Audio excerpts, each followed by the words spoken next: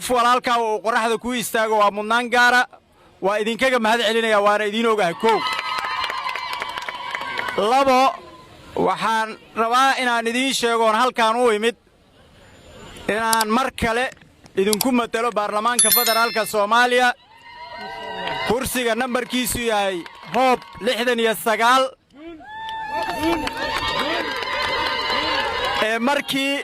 markii la asteeyay la yiri doorasha waxa lagu qaban doonaa laba magaalo ee Dhuusamareeb iyo Gaalkacyo lagu doortay Galmudug reer Gaalkacyo dhan oo isoo waceen oo yiraahdeen kursigaagu mudug buu yaalaa garashadaas aad ii garateen waa ku mahadsantihiin waxaan rabaa inaan idiin sheego magaalada Gaalkacyo iyo aniga sida uu gudoomiyuhu sheegay xiriir dheer baan leenahay Gaalkacyo nabadeeda qayb weyn baan ku lahaa waa ilaahay mahadiis isu socodka iyo nolosha Gaalkacyo ka jirta heshiisyadii lagu saxiixay goobjoog baan ka ahaa 2015kii intaan garowe gaari ka soo raacaan imid magaalada iyadoo laga kala qaxay yaan kaligay habeenkaas soo galay waxaan seexday meel markaas qad ahaa oo u dhaxeeyay magaalada aniga iyo taliyihii ciidanka waqtigaas General Buud waxaan u imaanaya waxay ahayd inaan dhiigga dadka walaalaha badbaadiyo inaan magaalada badbaadiyo inaan idin hiiliyo hooyooyinka iyo ilmaha qaxayaan u hiiliyo markaas wixii laga bilaabo ilaa haddana xiriirkeena aniga Gaalkacyo aad buu u sareeyay dabcan xiriirkaas xiriirkii horeeyay oo tacliimeed baan la lahaa halkan 2014 waxa la iigu soo diray anoo madax ka ah ururka jaamacadaha inaan soo qiimeeyo kuna daro jaamacadda Gaalkacyo University waxa marqaati ka ah Professor Shirwa iyo dagaatirada kale oo joogta jaamacadda gudoomiyuhu goobjoog buu ka ahaa waxaan rabaa inaan markaan uga gudbo aniga Gaalkacyo waxa naga dhaxeeyo wax la soo koobi karo ma aha inaan idiin sheego magaaladan Gaalkacyo dadka matalaya waa magaalo gobeed inay magaalo gobeed tahay waxa ku ogaanaysaa ummadda Soomaaliyeed oo dhan Gaalkacyo ku kaftanta nin reer Gaalkacyo baa asaasi sideedana nin kaftan u dul qaadan kara haddaad aragto waa nin goba shantii sano la soo dhaafay baarlamaanka anoo mucaarad weyn ah haddana kaftanka iyo gobonimada kaba aanan tegin nidaamka dalka jooga markaan tusaaleynay anoo qoslayaan tusaaleyn jiray sababtuna waxa weeye intaas reer mudugnimada iska leh shaqada iyo xanaaqa waa in la kala saaraa dalka badbaadintiisu waa shaqo noo taala waa mas'uuliyad mana aha xanaaqna kuma dheefna qofna looguma dan laha qofna looguma daraanayo qofna looguma roonaanayo kursiga noocaasa ee mudug yaalla ee Gaalkacyo yaalla waxaa astaahila waa kursi dad gobeed lagu matalo waa inaad gobonnimo leedahay ruuxdaadu ay gobonnimo leedahay waxaan rabaa 5 sano la soo dhaafay waa ka war haysaan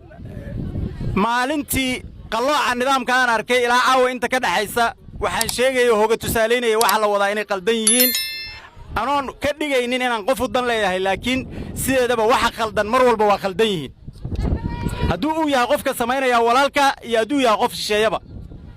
walaa yajrimannakum shana'aanu qawmin calaa an laa tacdiluu icdiluu ilaahay yidhi inaad hiil iyo garab iyo siisaan darteed howgu hiilina gardarro ee mar walba cadaalad fala walaalayaal kursiga aan ku fadhiyo kursi gaaban oo aan la aqoon ma kursi dheer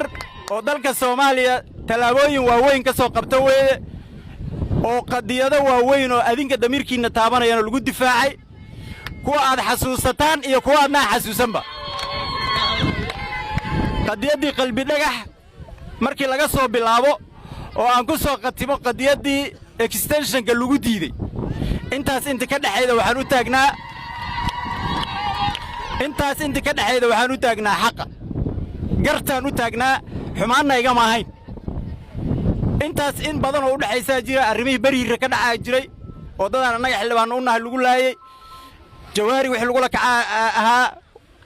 gardarooyin aad u tiro badan oo aan maalin walba u soo taagnayn ba aha waxaan isleeyahay waa la gaaray waqtigii dadkaaga iyo tolkaagu ay kugu abaalgudi lahaayeen inay kursiga asagoo fudud ku soo siiyaan haddii ilaahay yidhaahdo kursiga sidaas aan idiin sheegay 69 ee aan ku matalo bariga mudug ilaa hobyo sidoo sheegay gudoomiyuhu ximbar waaqo meesha la yiraahdo ceelhuur ilaa baxdo wisil ilaa aad ka gaarto dhulkaas guud ahaan aan ku matalo deegaanka galmudug oo ku matali doono magaalada gaalkacyo ciwaanka aan xiran doonaa waa nin matala gaalkacyo nin baa marka waxaan ku soo qatibayaa sheekadiga ila dheeraana nin baa waxa la yiri gaalkacyo yaa dhakhtar loo geeyay marka waxa la yiri dhakhtarkii waa yara xanuunsanayo marka waxa la yiri waa in xaniyaha dibka jira hal waa in laga bixiya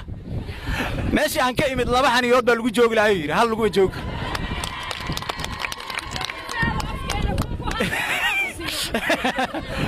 marka baarlamaanka nin laba xaniyood inaa u dirsataan baan ku talinayaa waa mahadsantihiin waqti badan baan sheekaysan doonaa waxaan dee u imid inaan idin iraado